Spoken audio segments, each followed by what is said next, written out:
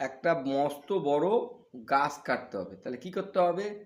প্রথমে ছোট ডালপালা কাটতে হবে, তারপরে তার থেকে একটু বড় ডালপালা কাটতে হবে, তারপরে আরেকটু বড় ডালপালা কাটতে হবে।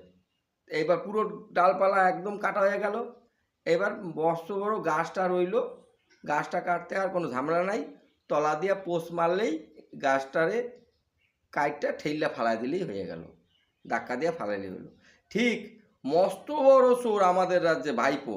এই ভাইপোরে যদি ধরতে হয়, তার আগে ছোট ছোট চোরগুলিরে ধরতে হবে। তাই এই যে বর্তমান সরকার, বর্তমান সরকারের পুলিশ ছোট ছোট চোরগুলি ধরছে, তার থেকে একটু বড় চোরগুলি ধরছে, তার থেকে আরেকটু বড় চোরগুলোকে ধরছে। এইবার ভাইপো বড় চোর, উনি একা হয়ে গেল, ফাঁকায় পড়ে গেল।